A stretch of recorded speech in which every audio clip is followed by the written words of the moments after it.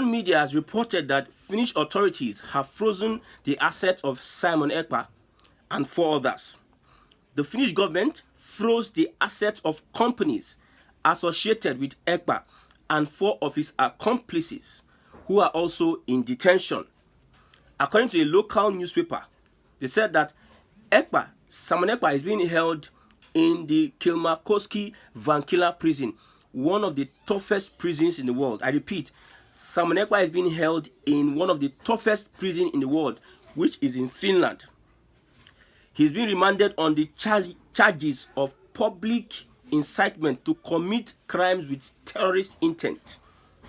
The prison facility where Ekpa is currently being held is known for accommodating people who have committed serious crimes, including violent suspects and sex offenders, and is the largest closed unit facility in Finland. I know I'm emphasizing on this report from the Nigerian government. Now look at what Ipob Autopilot is saying.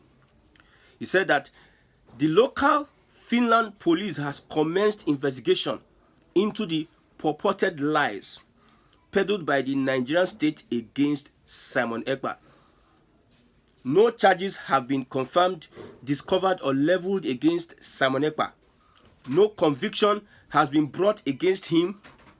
With the barrage of evidences against the Nigerian state, their human rights abuses, their reintegration of terrorists into the military, police, and security in connivance with their Biafran agents, Nigerian government is on the run to prove their incitement allegation.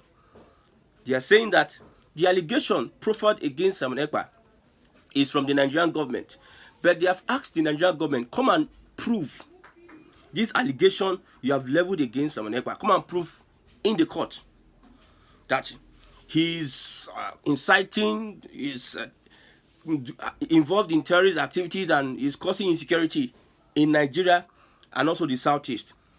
Nigeria government is on the run to prove their incitement allegation, according to Autopilot. They said, please disregard the false information being peddled by the Nigerian media. Now, it is advisable to stay updated on the situation through reliable news outlets and official statements from relevant authorities. If Punch has done that report and you put a screenshot or a document from that local newspaper, if you have put it beside the report where people can go and research and make reference to or find out whether it is true, it will have been fair. But let's try as much as we can on this Simon Ekpa issue, because it is the investigation, the allegations are heavy. That's why you see May 2005, the Finnish government, they are giving themselves a long time to investigate and get more evidences. We don't just come into conclusions like that his assets have been seized by the Finland government. We don't rush into conclusion. Let's get our facts right. Court date is scheduled for May 2005. Now, regarding the accusations against the Nigerian government, it is important to note that these are serious allegations that require thorough investigation and evidence. It is also crucial to rely on credible sources and avoid making definitive conclusions without concrete evidence. We know from a report I saw, the Nigerian government, the Southeast governors, and some other people have enough evidence against Simon Ekpa. And also, the Ipob Autopilot are saying that they also have enough evidence against the Nigerian government. And they're asking the Nigerian government, come to the court and defend all these allegations you have proven against Simon Ekpa, and there will be a response.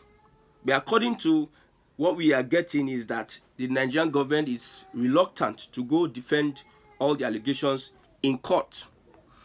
While Simon Ekpa has not been formally charged or convicted in Finland, he remains in custody facing allegations of terrorism-related activities, including incitement to violence and terrorism. Terrorism financing. Yes, part of the allegation. Terrorism financing. Now, the Finnish authorities are actively investigating these claims and are looking forward to a trial. Simon Ekpa'S case is currently in the pre-trial investigation stage in Finland. The Finnish authorities are gathering evidence and preparing the case for trial. The trial itself is expected to begin in May 2025. Now, during the pre-trial investigation stage, Simon Ekpa, like any other individual, has the right to move freely and use social media within the limitations imposed by his legal status and any potential bail conditions. Simple English. Pre-trial, before the trial, the investigation stage, that is where Simon Ekpa is. Like any other individual, he has the right to move freely and use social media within the limitations imposed by his legal status. Looking at bail conditions, because I heard a report that allegation does not really look bailable. It does not look bailable. They have to put him in detention and do their investigation. Then they charge him to court after they finish their investigation. So they are giving themselves a timeline. Finnish government are going to investigate from when he was arrested, I think last month, till May, where they have gathered all their evidences and they present him to court. So if Simon Ekpa is released on bail, there may be specific conditions attached to his release, such as restrictions on his movement or social media, use of social media. These conditions are designed to ensure that he appears for trial and does not interfere with the legal process. That's the update. So, as we look at it, the information we are getting now is that the Nigerian government is the Nigerian media is trying to paint the whole picture to suit the narrative that Simon Ekpa is incarcerated. Simon Ekpa is in trouble. Simon Ekpa, there's no hope. He's not going to come out and anything. But as we speak, investigation is going on. Whether Finland have seized the assets of Simon Ekpa, it is not confirmed yet. There's also a report on Yakubu, INEC chairman, say he died in London hospital. The same Nigerian outlets are pushing. You see, it is some Nigerian media, some little bloggers were the ones pushing that information. At the end of the day, it was confirmed to be false. So there are so many fake news flying up and down. So we are not sure of which one. But I think I'm going to believe the autopilot. I'll give them the benefit of doubt, because the Nigerian government, their intentions are to bring down the Biafran agitation. So that's why I would not subscribe to what the Nigerian government is giving as information on this Simon Ekpa issue. So many people are happy that these things are happening. So many people are happy that there's fight, there's confusion in autopilot. IPOB autopilot. You see this one against Ngozi Orabweze, the chief of staff, here or there, nitty-gritty. They are bringing all their dirtiness out and moving up and down. We are just sitting down, we are watching. We are watching as they are playing their drama. But that does not stop the Biafra agitation. I've said it before that this Biafra thing is bigger than anybody, bigger than whoever. Anybody that's like Ojukwu, he's dead. Biafra still lives. Nnamdi Kanu will come and go. Biafra still remains. Simon Ekpa will come and go. Biafra still remains. So Biafra is bigger than anybody. No hope has been lost at all. No single hope. No iota. We are watching and we are seeing how things are unfolding. Now there's a video on, I think, the chief of staff, Musa, saying that it is the IPOB and the ESN are some criminal elements that are responsible for the insecurity in the southeast, in Aligo. Different newspaper publications have come out to say that. Different newspaper publications. Governors of the 5 states, even Hope Uzodimma himself, Ifeanyi Uba, and also one other person, Alex Oti, have come out to say that it is politicians that are fueling the insecurity in the southeast. Who do you listen to? Now, we have Boko Haram, repentant Boko Haram, that are being enlisted into the Nigerian army. We have the war against banditry in the north, whereby we have reports that some soldiers are supplying weapons to bandits. I'm looking at the reputation of this the military in Nigeria, the reputation. We have oil bunkering in the south. An investigative journalist went undercover to investigate oil bunkering. It was the Nigerian military that were informing the oil bunkerers that there's somebody in your midst that is trying to blow you up. They compromise the security of the investigative journalists. That's the Nigerian military. So because I'm talking about insecurity in the southeast, how do you look at it critically? Not just someone just comes out and make a statement that it is IPOB, it's ESN, and some criminal elements. I agree with criminal elements, but don't remove southeast politicians from the picture. No insecurity anywhere that the government will not have a hand in it. No anywhere in the world. No insecurity that the government will not have a hand in it. Whatever that is going on in the southeast, the government has a hand in it. Okay, now Simon Ekpa is in custody or is facing allegations of terrorism in Finland. He's not that active, but we still have insecurity. Police are extorting people through roadblocks, and they take you to different locations. They kidnap you, take you to locations, and they collect money from you. We got the reports. People have confirmed it.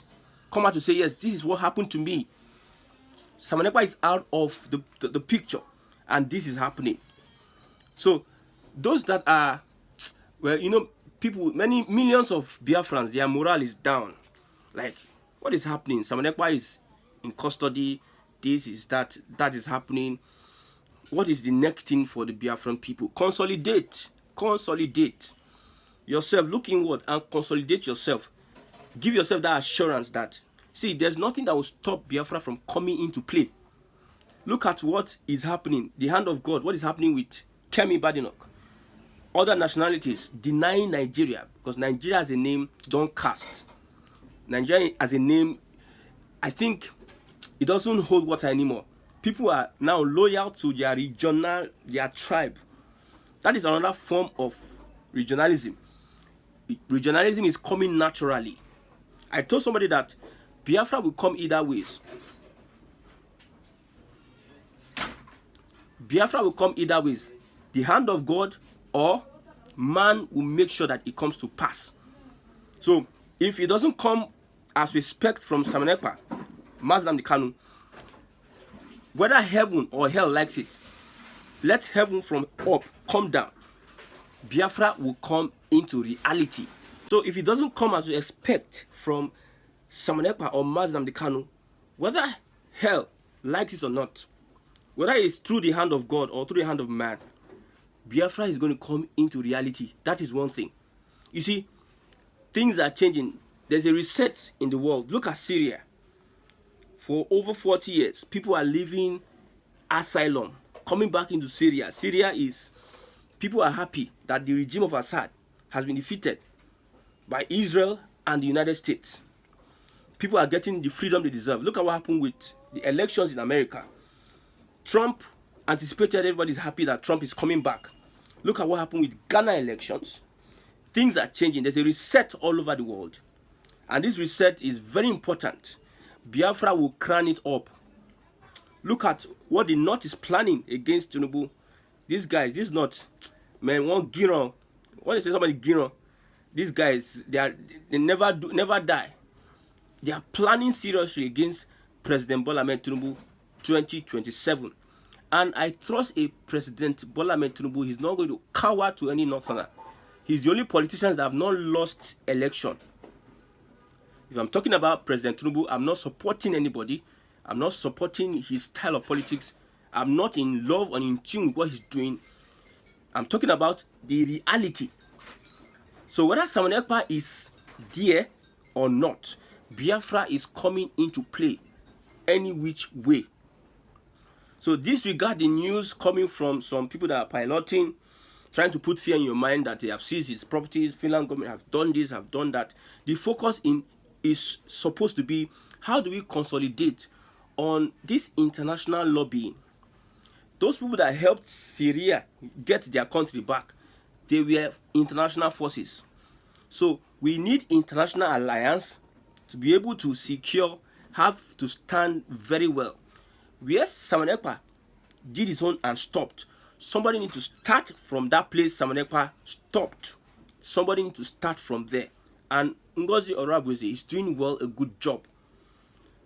Have this conversation with the Biafran people, because one thing that stood Simon Ekpa out is for him to be able to get to have that conversation, keep the ball rolling. The conversation was back to back. He's bringing content back to back. He's informing. So this new person that is taking over from Simon Ekpa needs to also do the same thing, so that the awareness should be much more than that. So anything that has to do with you, like, man, can this happen?